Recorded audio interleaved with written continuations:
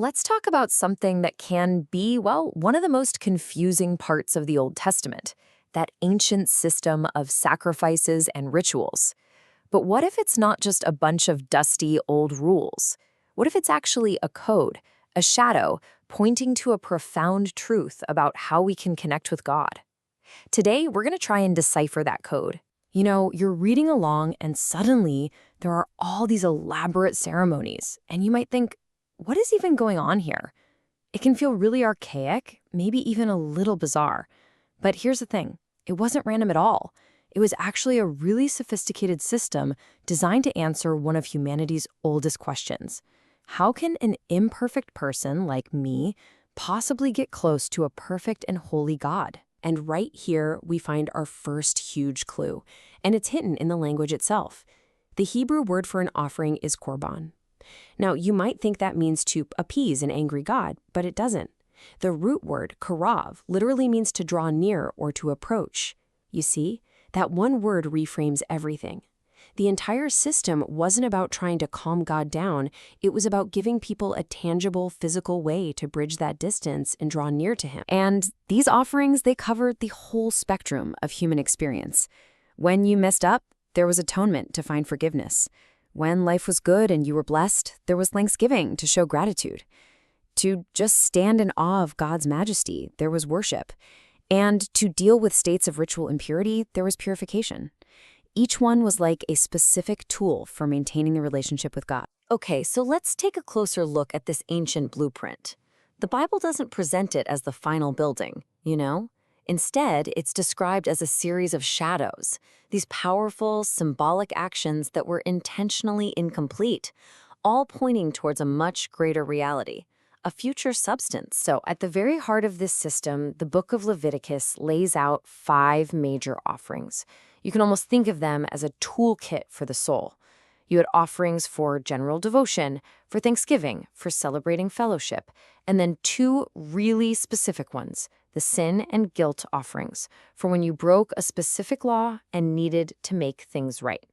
Each one had its own script, its own materials, and its own really deep meaning. Let's just zoom in on one of them, the burnt offering, or olah, to see how this worked. The whole process was just dripping with symbolism. A worshiper would come, they'd select a perfect animal, and then they'd lay their hands on its head. This was a physical act of symbolically transferring their sin onto this substitute. The animal would then face the penalty for that sin, and its entire body being burned up on the altar signified total and complete devotion to God. But all of these individual sacrifices, they all kind of built up to this one single day. Once a year, on the most solemn and sacred day of the Jewish calendar, Yom Kippur, the Day of Atonement, the focus shifted. This wasn't about one person's private mistake.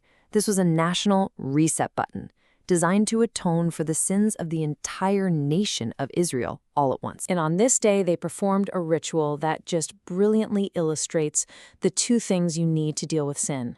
2 goats were chosen. The first was sacrificed, and its blood was taken into the most holy place to pay the price for sin. That's atonement. But then, the high priest would lay his hands on the second goat, the scapegoat, confess all the sins of the people over it, and then send it away into the wilderness to never be seen again. That symbolized the complete removal of their guilt.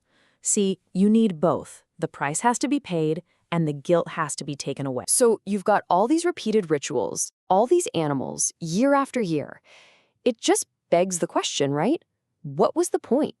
What was it all building towards? Well, the claim of the New Testament writers is that this entire complex blueprint was designed from the very beginning to point to one single future event, one perfect and final sacrifice. And the book of Hebrews just comes right out and makes this claim directly. It presents this dramatic shift in the whole story. It argues that Jesus is the fulfillment. He is the substance to which all those Old Testament shadows were pointing. His sacrifice, it says, was a once-for-all event, achieving permanently what the endless rituals could only symbolize temporarily. And when you put the 2 systems side by side like this, the contrast just pops. It brings the whole picture into focus. Where the old system had imperfect animals, the New Testament claims there is now one perfect offering, Jesus himself. Where there were temporary human priests, there's now one eternal high priest. And maybe most importantly, where the old rituals had to be repeated over and over and over, this one sacrifice was made once, for all time, and it aimed not just to clean up the outside, but to actually cleanse the conscience forever. Of course, this raises a really critical question, one that the scriptures themselves have to answer. If Jesus' death was this ultimate sacrifice, then who's responsible for it? And the answer is pretty stunning, especially when you realize it was written in the book of Isaiah hundreds of years before Jesus was even born. It frames the sacrifice not as something that was done to him by his enemies, but as a necessary response to our wrongdoing. It says that the Lord has laid on him the iniquity of us all. In other words, our sin is what made the sacrifice necessary in the first place. Okay, so if this one sacrifice really did fulfill and replace the entire old system, then everything that comes after has to change, right? And it does. The New Testament argues that the very nature of worship itself was completely and radically transformed. Jesus himself is the one who announces this fundamental shift. He declares that a time is coming, in fact, he says it has now come, when true worship isn't going to be about a specific physical location or a set of rituals anymore. Instead, it would be defined by two internal qualities: worship in the spirit and in truth. So what does that actually mean? Well, you can think of it like this. Worship in spirit is the how. It's about a genuine interconnection from the heart, guided by God's Spirit, not just going through the motions. And worship in truth is the what. It has to be grounded in the reality of who God has actually revealed himself to be. You need both working together. Sincere, heartfelt passion that's guided by solid, unshakable truth.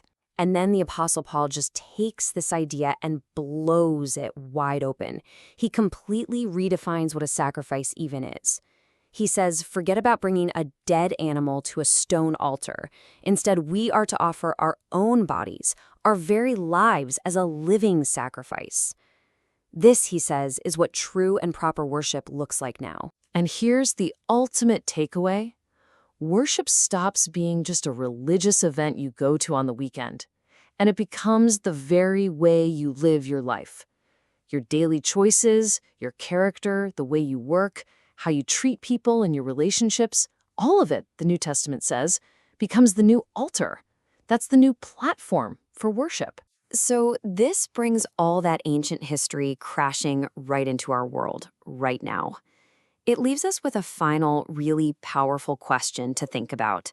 If the ultimate offering is no longer an animal on an altar, but is actually your own life, then what does your life as an act of worship truly honor?